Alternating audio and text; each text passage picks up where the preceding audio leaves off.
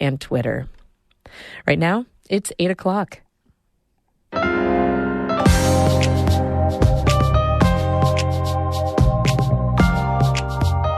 Good morning. This is Northern Light for Friday, July 7th. I'm Monica Sandreski. Todd Moe is away today. Farmers markets are up and running throughout the region. Some proponents of legal cannabis say that's a great place to sell their products. We're thinking very expansively about the types of places this can be done, as long as we can get municipal approval to host these events. But New York is putting the brakes on the idea. We've got more coming up. And we'll talk with Adirondack ecologist Steve Langdon, who says the colder wetlands in the Adirondacks play an important role in studying the effects of climate change. It's a huge carbon sink that covers only 2% of the global land surface. There's more carbon in peatlands than in all of the above and below ground biomass of trees on the earth. And the Adirondacks' premier opera training program is kicking off their summer season with the production of Romeo and Juliet. And it is filled with some of the most beautiful music, some that audiences will know from TV commercials and things like that, and other pieces that they won't. But it's just one tuneful, gorgeous aria and duet after another. We've got a preview coming up on Northern Light. Stick with us.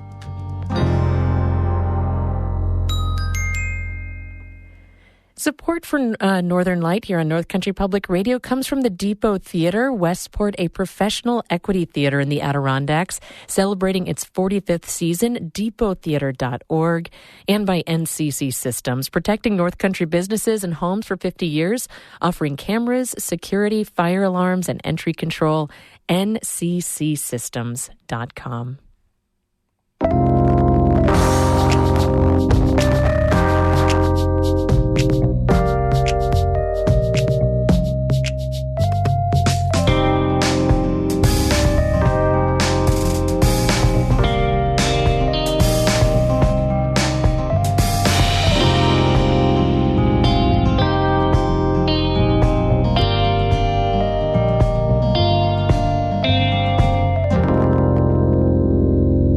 This is Northern Light. I'm Monica Sandreski. Todd Moe is away today.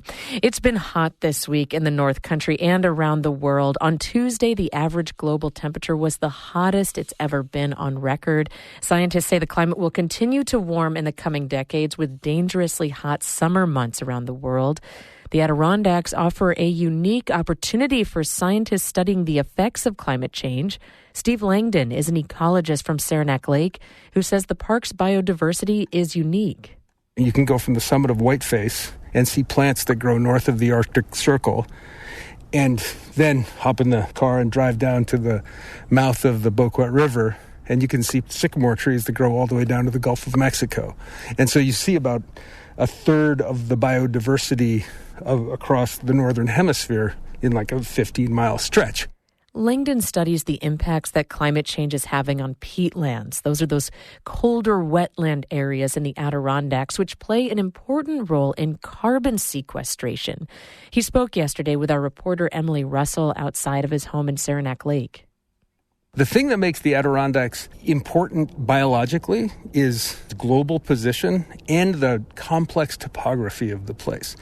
In terms of the global position, we're on the southern extent of boreal ecosystems, and we're at the northern extent of temperate ecosystems, and it's an interesting place to be. It's got a lot of the most bird diversity outside of the tropics, and just a complex patchwork of different types of habitats.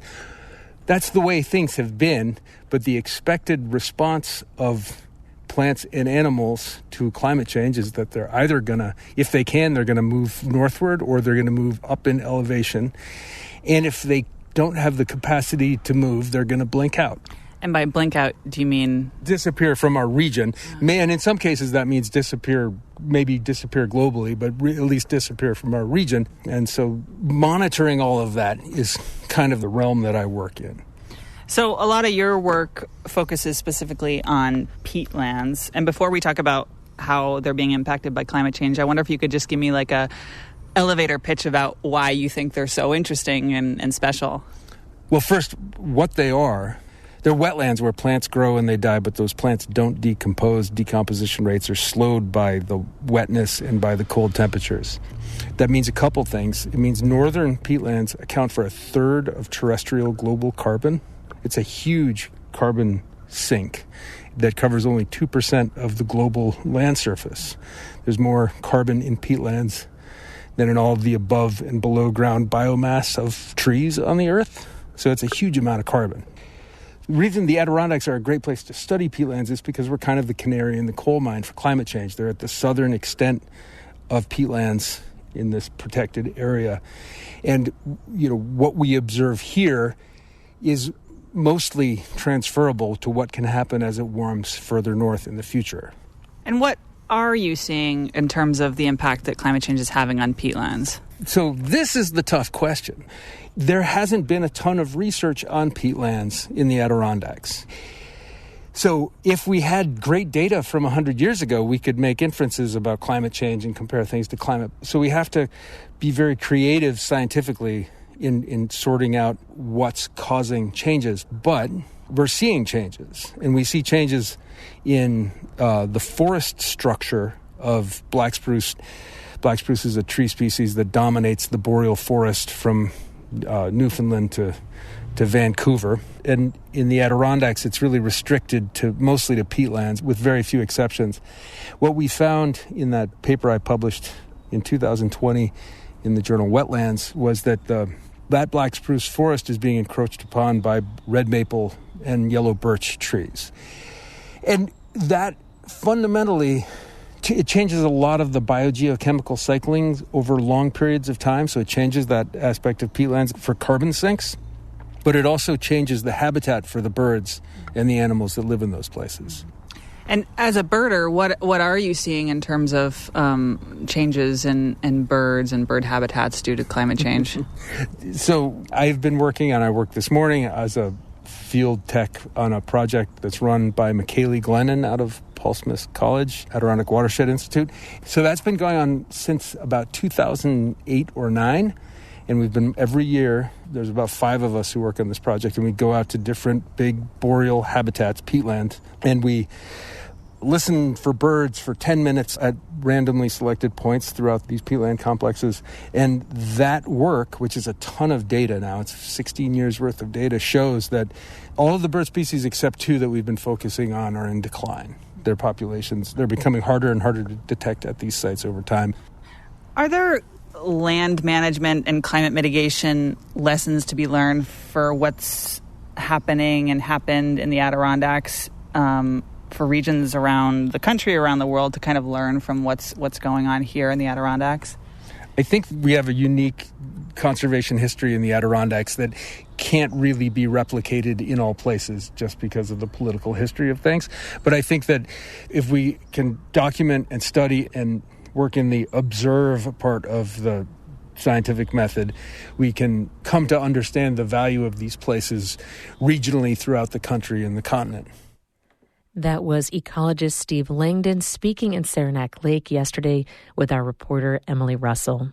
You can keep up with news from the station throughout the day at our website, ncpr.org, or follow us on Facebook, Twitter, and Instagram.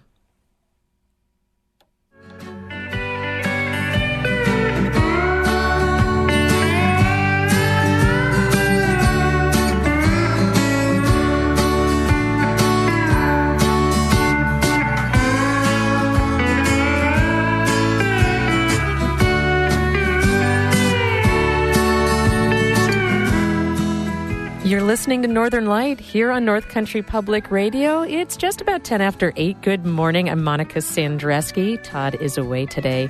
Coming up, we'll take a look at some of the haps throughout the region this weekend down in Schroon Lake and in Madrid and St. Lawrence County.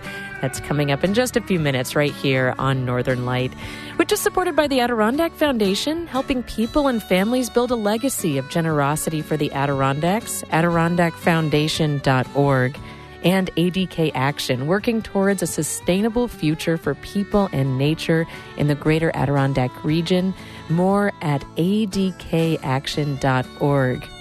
Music now by Billy McInnes out of Brockville, Ontario. is part of our Underscore project, which features the music of musicians throughout the region. From Evan Veenstra, I'm thinking of, to Beth Robinson in Potsdam, Caitlin Scholl in Lake Placid, and of course, Billy McInnes here in Brockville. If you're a musician and you're interested in having your music featured during our news programs like this one, reach out to radio@ncpr.org.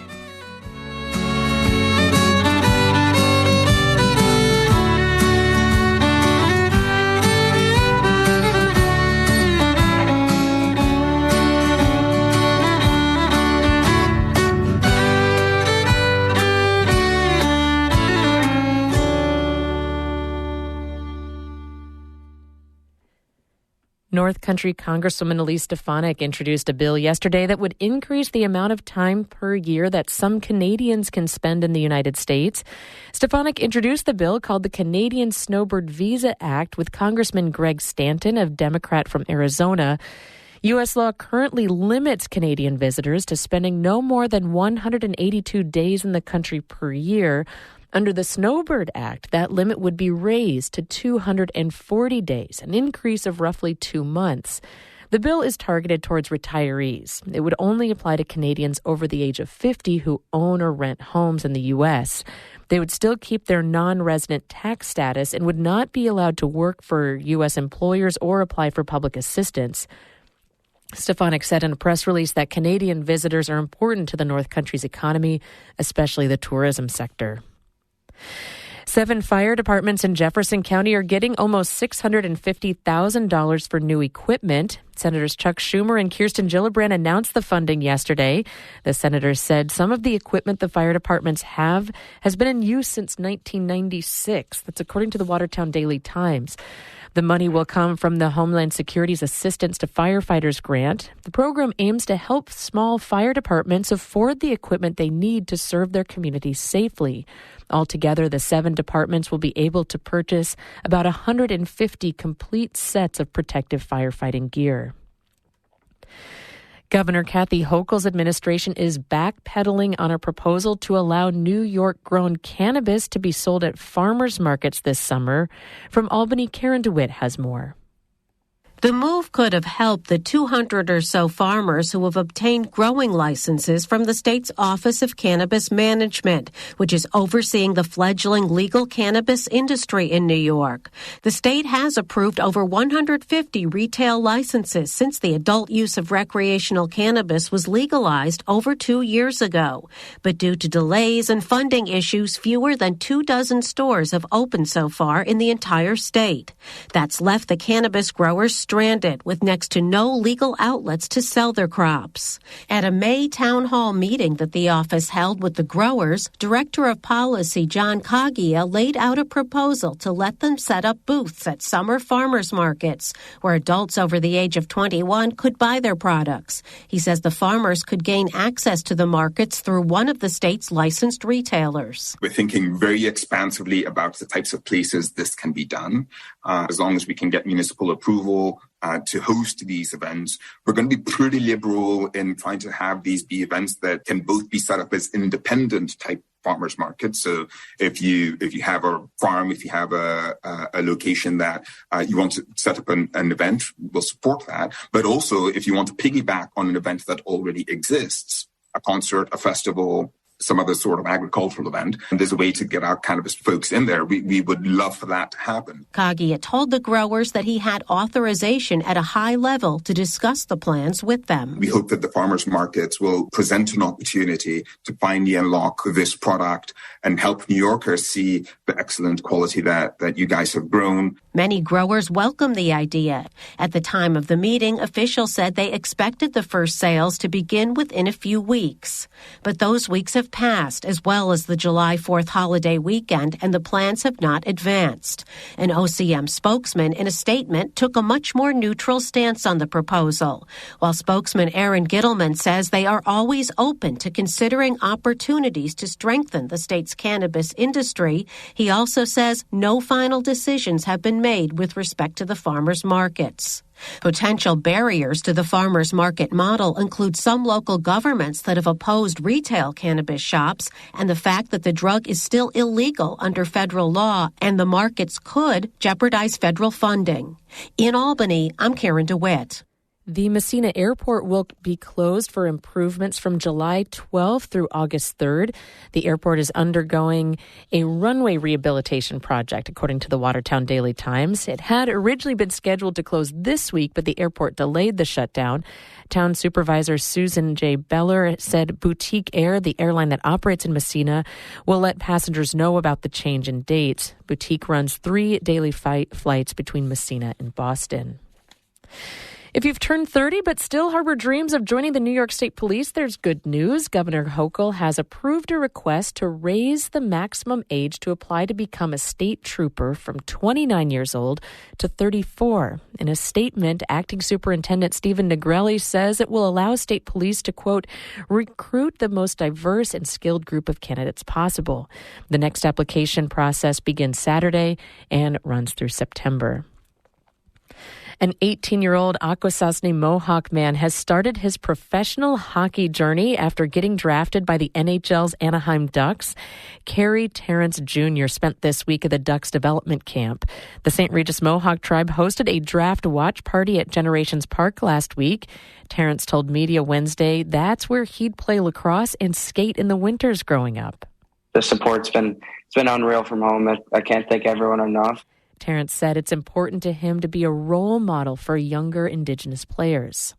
Kind of my drive right now is showing the younger generation and the younger kids that it is possible, and you guys can do it. So I was that age at one point, just kind of playing hockey and lacrosse, and kind of not knowing where I was going to go. So I was in their shoes before too.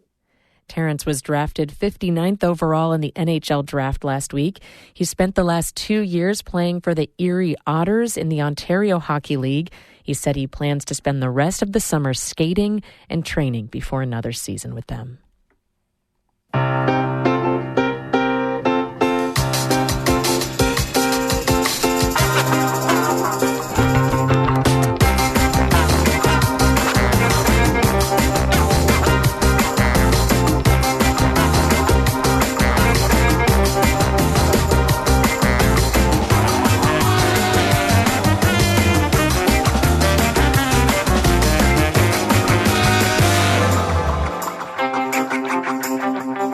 You're listening to Northern Light right here on North Country Public Radio. I'm Monica Sandreski. Todd is away today. Coming up in just a minute, we'll take a look at some of the events going on throughout the region. Then stick around after the show for Bird Note coming up at 8:42. But first, we've got to take a look at the weather. Last check, it was 73 degrees in Alex Bay, 74 in Queensbury, 73 in Chateauguay, and 69 degrees in Long Lake. Mostly cloudy skies for much of the region except down near Lake George, Queensbury area. Sunny skies right now, but scattered storms are expected throughout much of the region with highs in the mid to upper 80s or low to upper 80s. Thunderstorms are expected to continue overnight and into the day tomorrow for much of the region. If you're in the Tug Hill Plateau, though, and the St. Lawrence Seaway, looks like you should have partly sunny skies tomorrow. But for a look at what that means for the trail conditions in the Adirondacks, here's John Warren with the New York Almanac. Sunrise will be at about 5:15 and sunset at about 8:40. Numerous rain showers and strong to severe thunderstorms are expected today. Be prepared for gusty winds, hail, and heavy rainfall. These storms could cause some local flooding and make stream crossings difficult or impassable, even into Saturday morning. After a brief respite Saturday, heavy rainfall is again possible on Sunday into Monday. Be sure to watch the weather closely through the weekend for updates. Stay off summits and open water during thunderstorms. High peak summit temperatures are forecast to be in the lower to mid-60s through the weekend. Waters around the region are already above normal levels for this time of year, some well above normal. The Hudson River gauge at North Creek is already at about 5 feet and expected to rise. At Piercefield, the Racket River is at about 5.5 feet. Lake Champlain is almost 96 feet on the gauge a little north of Whitehall. We're seeing some remarkably warm water temperatures for this early in the summer. Upper Saranac Lake and Mirror Lake both reached into the upper 70s yesterday. Lake Champlain and Lake George are mostly in the lower to mid-70s, but some shallower bays are warmer. Hiker information stations will be up 7 a.m. to 3 p.m. on Saturday and Sunday at Mount Van Hovenberg, Sunday at the Garden Trailhead, and Monday at the Cascade Mountain Trailhead. Hiker shuttles are not running on Route 73, and the High Peaks parking areas will fill early. This is a good time to explore less visited places around the Adirondack Park. There will be some construction on Route 73 between Upper Cascade Lake and Bobsled Run Road on Monday and Tuesday. Those are the outdoor conditions in the Adirondacks this weekend. For North Country Public Radio, this is John Warren from the New York Almanac. Online at NewYorkAlmanac.com. You're listening to Northern Light right here on North Country Public Radio. It's about 20 after 8. I'm Monica Sandreski. The Adirondacks is home to one of the world's premier opera training programs. For more than 100 years, the Seagull Festival in Schroon Lake has invited singers who become the next generation of top opera performers to come to the Adirondacks and live alongside their counterparts all summer, learning from each other, taking classes from the industry's top trainers, and performing a season of shows for us. I caught up with Darren Woods, the Seagull's creative director, this week to hear about their first show of the season. We're in the midst of our first production, Romeo and Juliet, and, it's the classic Shakespeare's tale that everybody knows. But, when Gounod set this, because if you set every word of Shakespeare, you'd be in an opera that's like 8 hours long. So this is only 2 hours. So basically, it sort of hits the highlights. Our director, Dale Gerard, has really chosen to show the love and the growth of Romeo and Juliet over these few days when they meet, fall in love, get married, and tragically end and die. Unlike the play where at the end Romeo and Juliet never see each other. He comes into the tomb, he assumes she's dead, he takes the poison, he dies, she wakes up, sees that he's dead, and she stabs herself. In the opera, Gounod gives us a chance to see the lovers one more time. So when Romeo comes into the tomb, he sees Juliet, he has this really fabulous aria, and then he takes the poison, and before he can succumb to it, she wakes up, and they, for one moment, have this wonderful aria of hope and how they're going to live forever, and then he falls, and he realizes, he's done this terrible thing, and then the tragedy takes hold. But we do get to see the hope of lovers one more time, and it is filled with some of the most beautiful music, some that audiences will know from TV commercials and things like that, and other pieces that they won't. But it's just one tuneful, gorgeous aria and duet after another. What's the significance? What's the meaning of everybody, all the performers staying and living together throughout these few months in the summer? I mean, that just must be like a creative energy that's just hard to find. It really is. I mean, we live together. We're all on the same campus. There's 65 of us that eat together, 3 meals a day. It is a lot of togetherness. That's why we insist that everybody be in the first show and everybody be in the last show, because that working together from the very first day, they are all about putting on a show in, 2.5 weeks. And that's all they've got. And this time it's in French and it's double cast. So that was laying it on really tough. So they have to learn to rely on each other and to trust each other from the get-go. And that's what makes the magic happen, is watching them go, I've only known this person for 24 hours, but I've got to trust that they're going to be there for me and I'm going to be there for them, when this high note in the duet comes, or when this, in Romeo and Juliet, there's a lot of incredible sword fights. And I mean, they're harrowing sword fights. Our fight choreographer has really given the audience an amazing, ride on these sword fights. But you've got to trust that colleague is going to have that sword come exactly where you practice every time. So building that trust, building that collegiality is a part of living together, 24/7. Are there certain aspects of this that you're particularly excited about, or elements that you're really looking forward to? Well, the cast is really terrific. As I said, I love the fight scenes. The duets between Romeo and Juliet are just sumptuous. And so, the thing about Romeo and Juliet is just revel in the story that you know, but also you can see them grow up musically. And Juliet's first aria, which is Je veux vivre, she's just a young girl who's coming out of the convent, and she thinks she's going to marry Paris. And there's this beautiful party all for her, and she reacts that as a young girl might. And then she falls in love, and then she gets married, and then she has to choose Romeo, who's been exiled, and how she defies her family because of this love. And musically, you can hear her grow up and hear Romeo grow up over the course of the 2 acts of the opera. And it's a lot to pack into 2 hours. I think with intermission it's 2 hours and 20 minutes. But it's just glorious music. If you really love going to the opera just to revel in gorgeous music, this is the one to go to. That was Darren Woods, the creative director at the Seagull Festival in Scroon Lake. We'll be hearing more from Woods about the festival in the coming weeks. You can find out their full schedule at their website, seagullfestival.org. So many events going on throughout the region. A St. Lawrence County restaurant will be hosting a community fundraiser tomorrow to help them raise money to help rebuild the business after a fire earlier this year. The Blue House restaurant in Madrid will host a community fundraiser bash in the Madrid Community Park. The suggested donation is $20 for adults, $10 for teens, and it's free for kids. But the organizers say any donation is welcome to attend.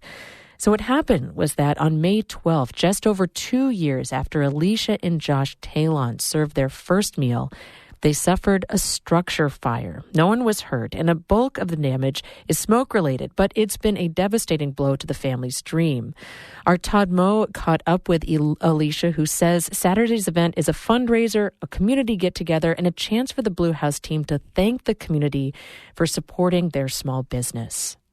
Yes, get some money for the rebuild for us, but also to have a party to thank the community for their incredible support when we were operational and since we've had the fire. It's been really a really humbling experience to see how much people love what we did with the Blue House and who we are as people. And as much as this is a fundraiser for us, it's also a big thank you to the community and a kind of a way to help showcase some other local businesses that we're friends with and that have cool things going on, and we just want to have a party.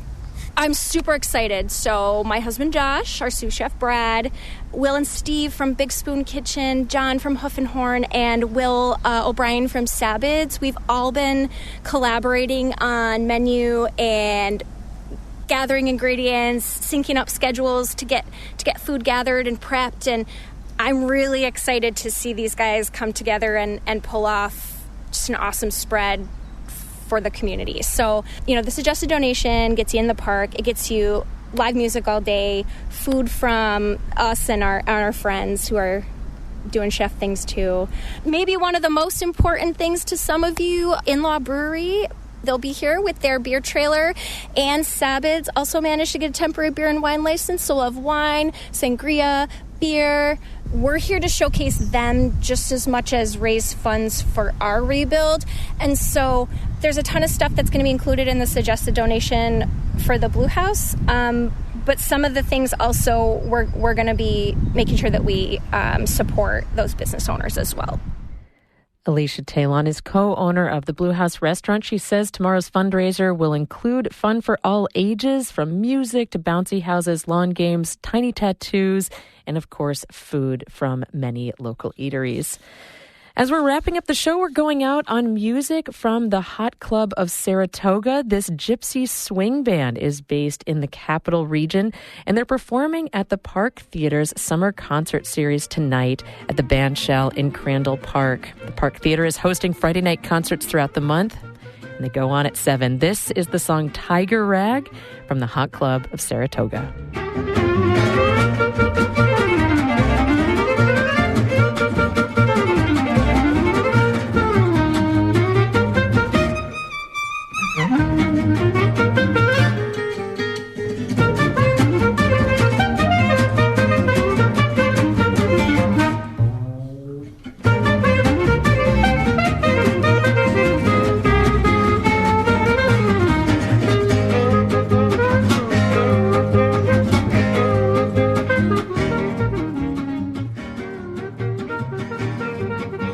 That's it for the show for the day. Morning Edition continues in just a minute. Then stick around for the Marketplace Morning Report coming up between 8:51 and 9 o'clock, where you'll get caught up on all the morning's business news. If you miss an episode of Northern Light, never fear. You can listen back to the archive any place you get your podcasts. You can also subscribe to our daily news roundup, Story of the Day.